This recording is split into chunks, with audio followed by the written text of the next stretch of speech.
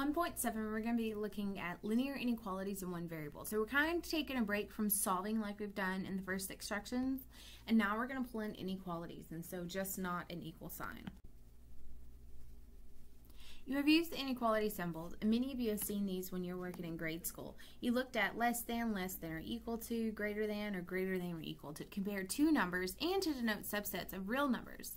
For instance, the simple inequality x is greater than or equal to 3 says all the real numbers x that are greater than or equal to 3. So like 3.1, 3.2, 4, 5, 6, 7, 8, 9, 10, but it does include 3 because it's equal to.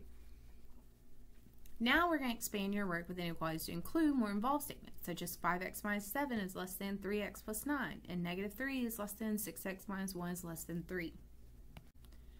As with any equation, you solve an inequality in the variable x by finding all values of x where it is true. Such values are called solutions and are said to satisfy the inequality.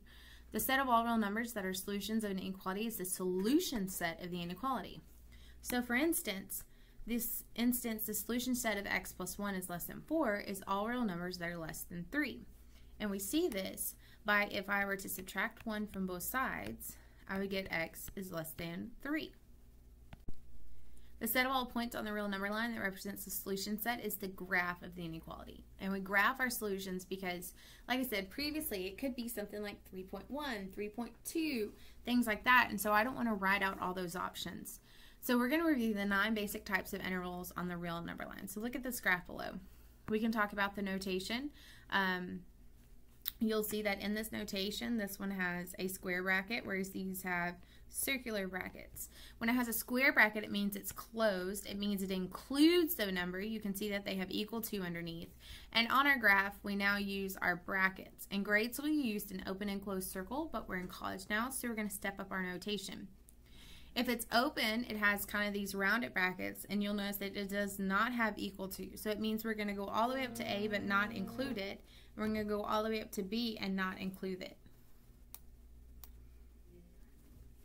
Then notice the bottom ones. This one has a square and then a circle, and a circle, then a square. These are open or closed on one end of it. So like in the first one, it's including A but going to go up and not touch B. It's going to not touch A but include B. So we can have open on one end or the other. Here's another way of looking at it. This is if it's unbounded, meaning that it goes on forever and ever. It includes like infinity.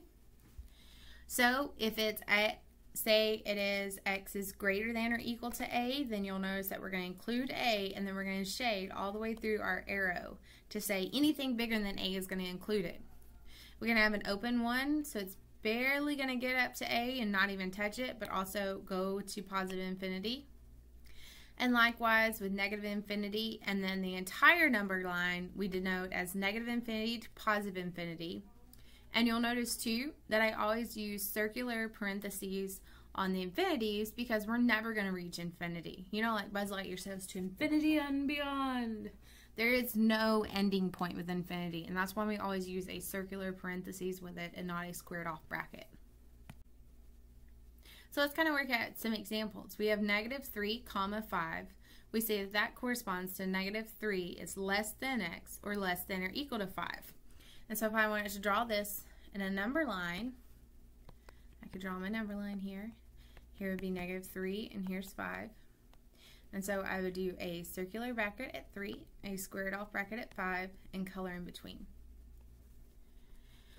Negative 3, infinity corresponds to negative 3 is less than x.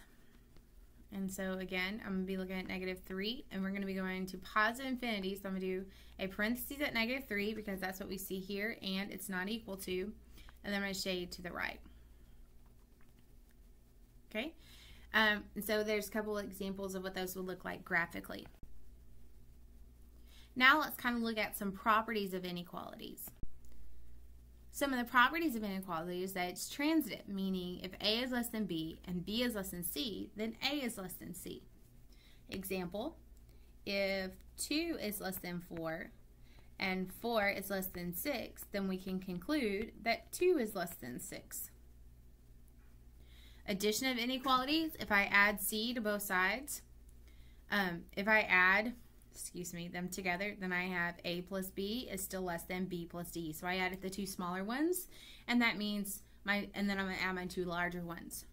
I can add a constant to both sides, so if I add c to both sides, it keeps it still less than. And then if you look at the bottom here, I can do multiplication of a constant, and so if c is greater than 0 and a is less than b, basically I can multiply by c on both sides of the equation, and it still remains the same inequality. Hey Kim, before you do that.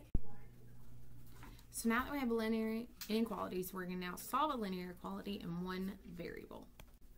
So when you're solving a linear inequality, you're going to solve an inequality the same as solving an equation, except when you multiply or divide by a negative, you must reverse the inequality. So if you multiply or divide by a negative, any time within the process on the entire equation, meaning both the left and right side, you're going to flip the inequality sign. We're going to keep that as our one and only rule that we need to remember in this section. So consider this problem. In this problem, you're going to solve 5x minus 7 greater than 3x plus 9. So the first thing you're going to do is you're going to write it. Next thing you're going to do is get all your x's together. So I always like to move the smaller one around. It's a little bit lighter weight. So I'm going to move that over, and that gives me a 2x minus 7 greater than 9. I'm now going to solve for x, just like you've done the whole time. So I say plus 7 gives me 2x, 16, and then divide by 2. So I did everything exactly the same, and then what you're going to do is you're going to look back over at your process and notice, in this process, did I ever multiply or divide by negative the whole problem? If you did, you flip the sign. If you didn't, you just leave it the way it is. So all the red steps are like what you've been doing. Now notice here, I did subtract 3x, but it did not say subtract. It's if we multiply or divide it by negative. We did not, so we leave it as x is greater than 8.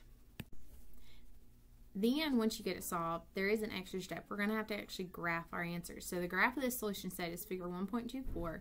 Note that a parentheses at 8 on the real number indicates 8 is not a part of the solution set. So if x is greater than 8, I'm going to put a bracket parentheses at 8. And there's a little trick that a coach taught me one time in high school.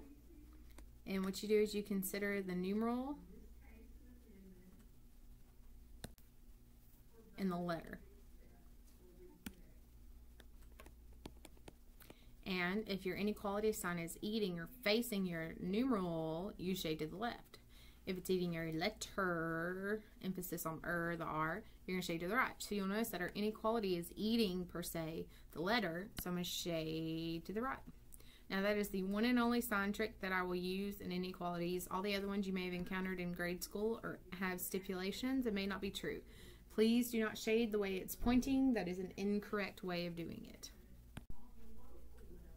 Sometimes it's possible to write two inequalities as a double inequality. And so you can write the two inequalities, negative 4 less than or equal to 5x minus 2, and 5x minus 2 is less than 7, just as this double inequality.